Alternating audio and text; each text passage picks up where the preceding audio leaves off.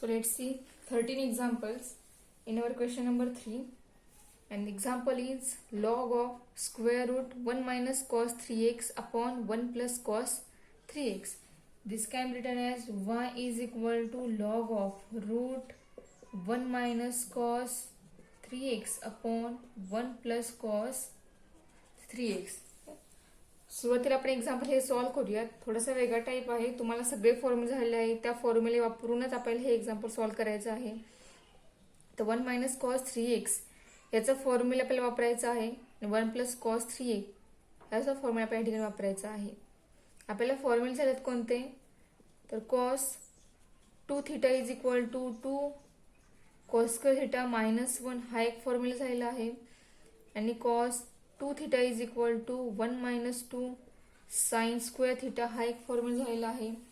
आपल्याला व्हॅल्यू हवी 1 minus cos थिटाची. Okay, म्हणजे 2 थिटा असेल काही असेल, आपल्याला हे आणि हे याची व्हॅल्यू फाइंड करायची.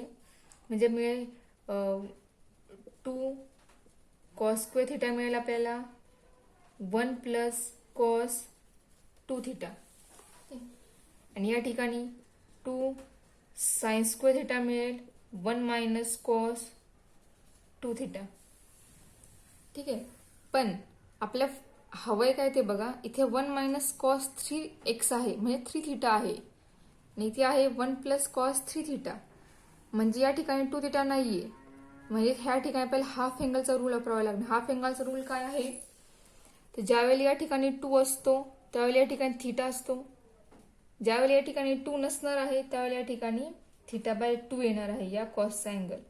म्हणजे आपल्याला फॉर्म्युला मिळेल 2 cos square theta by 2 is equal to 1 plus cos theta.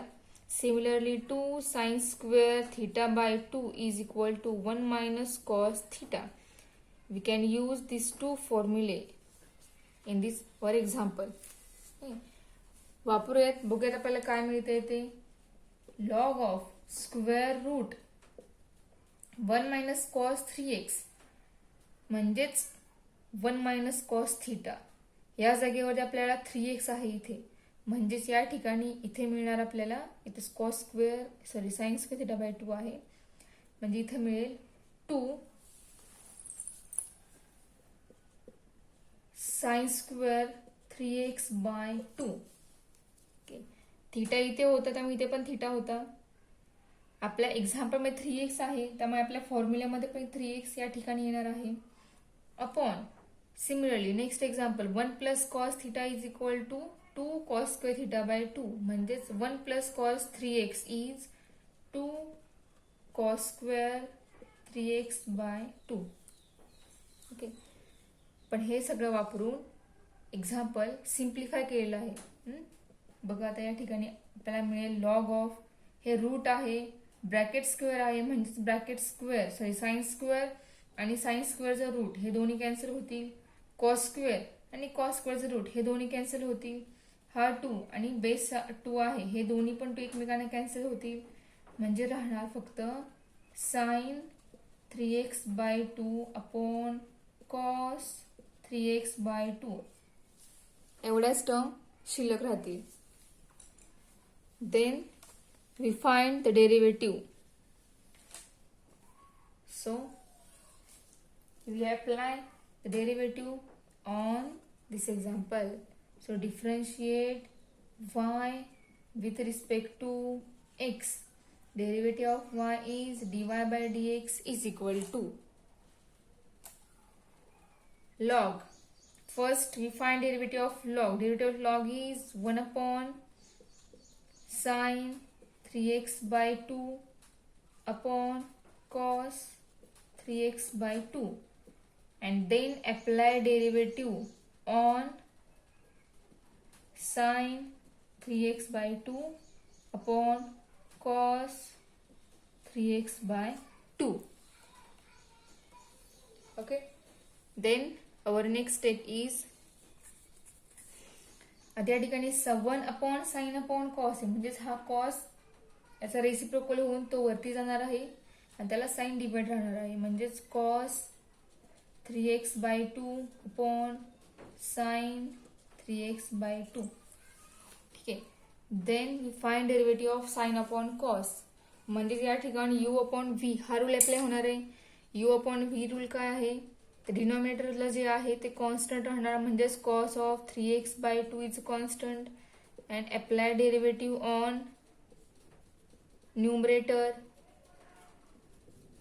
minus numerator constant and apply derivative on denominator, okay, and whole divided by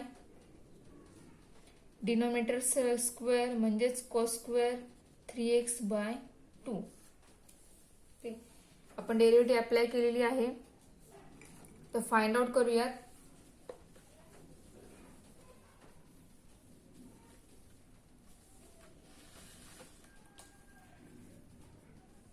बघा, so our dy/dx is cos 3x/2 upon sin 3x/2 into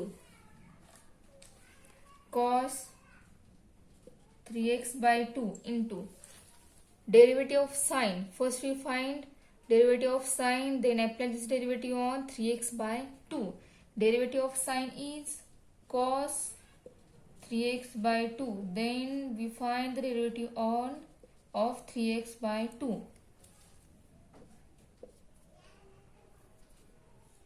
Okay, minus sine 3x/2 into derivative of cos is minus sine 3x/2. Then apply derivative on 3x/2. Okay, then divide cos square 3x/2. okay, derivative find झालेली आहे. Then या ठिकाणी बघा, cos 3x/2 आहे, तर cos square 3x/2 आहे. म्हणजे इथला एक कॉस इथल्या एका कॉसला कॅन्सल होईल, म्हणजे इथं एकच कॉस शिल्लक राहणार आहेत. आणि या ठिकाणी हा कॉस आणि इथला कॉस मल्टिप्लिकेशन होईल, म्हणजे कॉस स्क्वेअर येणार आहे. इथे साइन आणि हे साइन मल्टिप्लिकेशन होऊन इथे साइन स्क्वेअर येईल, आणि हे मायनस आणि हे मायनस पॉझिटिव्ह होईल. ठीक आहे, we find the solution of example.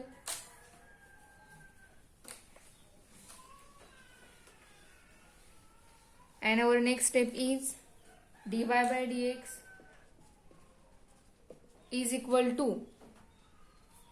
cos cancel व्हायला आपला, ज्या ठिकाणी 1/sin 3x/2 शिल्लक राहणार आहे, इंटू cos स्क्वेअर 3x/2 येईल.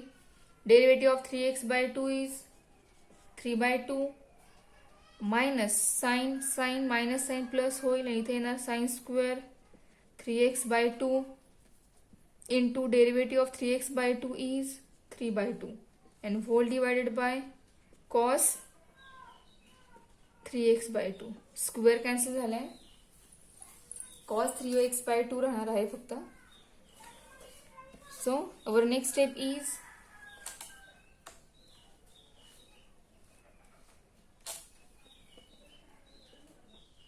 cos square 3x/2 प्लस sin square 3x/2. या दोन्ही टर्म मधून 3/2 कॉमन निघेल, तो बाहेर लिहूयात.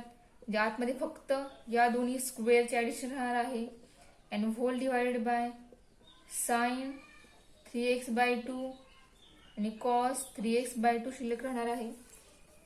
आपल्याकडे फॉर्म्युला झालेला आहे, एक 11वी झालेला आहे, sign square theta plus cos square theta is 1.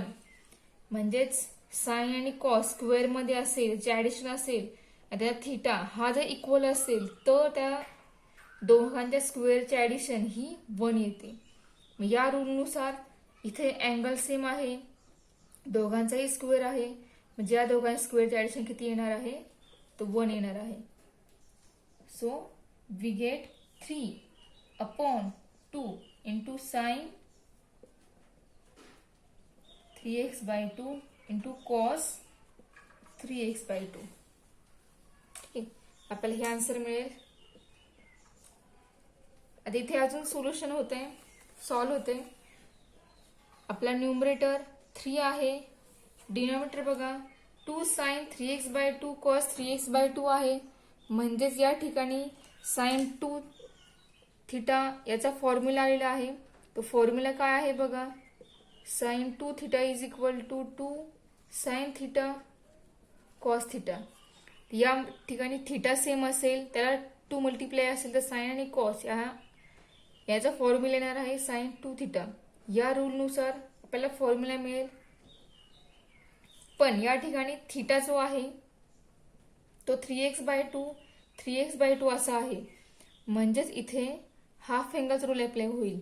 ज्यावेळेला या ठिकाणी θ/2 येईल त्यावेळेला या ठिकाणचा थिटा जो आहे तो कॅन्सल होणार आहे. म्हणजे आपल्याला फॉर्म्युला मिळेल हाफ अँगलचा sin theta equal to 2 sin θ/2 into cos θ/2. या रूलनुसार आपल्याला आन्सर मिळेल 2 sin 3x. जो डिवाइड 2 आहे तो कॅन्सल होणार आहे हाफ अँगलच्या रूलनुसार. So our dy/dx is 3 into 2 cancel झालाय 1/sin म्हणजेच cosec 3x is the complete solution of our example. So now let's see the seventh example. Seventh example is log of sec 3x plus tan 3x. So this can be written as y is equal to log of sec 3x plus tan 3x. Okay. Differentiate y with respect to x and derivative of y is dy/dx is equal to. कोणतेही example solve करताना जर ते थोडं example solve होत असेल, जे derivative direct जर find out होत नसेल तर ते सॉल्व करायचं आणि मग डेरिव्हेटिव्ह फाइंड आउट करायची. आता या एक्झाम्पलमध्ये एक्झाम्पल सिम्प्लिफाय आहे पूर्ण. या प्रत्येक टर्मची डेरिव्हेटिव्ह फाइंड आउट करता येते, म्हणजे होते. प्रत्येकाचा फॉर्म्युला आपल्याकडे आहे. अशा एक्झाम्पलची डेरिव्हेटिव्ह डायरेक्ट फाइंड आउट करायची. मग डायरेक्ट एक्झाम्पलची डेरिव्हेटिव्ह फाइंड आउट करता येत नसेल आधीच्या एक्झाम्पलमध्ये, आपल्याला रूट कॅन्सल करायचं होतं. आपण थोडं एक्झाम्पल सॉल्व केलं, रूट कॅन्सल केलं आणि नंतर आपण ते एक्झाम्पल सॉल्व केलेलं आहे. या एक्झाम्पलमध्ये रूट नाहीये, काय नाही, काही वेगळ्या टर्म नाहीयेत. त्यामुळे ह्याचे डेरिव्हेटिव्ह फाइंड आउट लगेच होणार आहे. करूया फाइंड आपण. Derivative of y is dy/dx. Derivative of log is 1/sec 3x plus tan 3x into apply derivative on sec 3x plus tan 3x. Okay, 1/sec 3x plus tan 3x is constant. Then apply this derivative on this both term. म्हणजेच d/dx of sec 3x plus d/dx of tan 3x. Okay, so then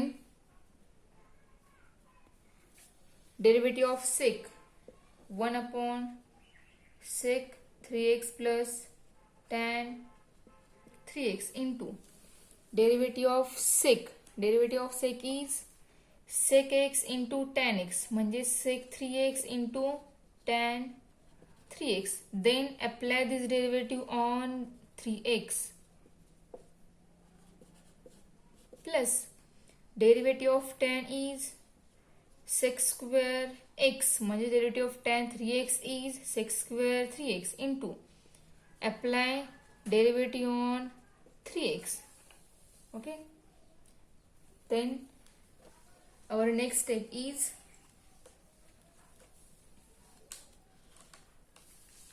dy/dx is equal to 1/sec 3x plus tan 3x into bracket sec 3x into tan 3x into derivative of 3x is 3 plus derivative of sec square 3x into derivative of 3x is 3. Okay, आता ह्या पूर्ण term मधून sec 3x and 3 he term common निघेल. काढूयात common आपण. बघा 3 into sec 3x common निघाली term. आतमध्ये राहणार आहे tan 3x plus sec 3x. Okay, and whole divided by sec 3x plus tan 3x. Okay, तर न्यूमरेटर आणि डिनॉमिनेटर दोन्हीकडे हे ब्रॅकेट सेम दिसते आहे का? सेम. हे दोन्ही ब्रॅकेट एकमेकांना कॅन्सल होतील. So our answer is dy by dx is equal to 3 sec 3x is the complete answer of our example.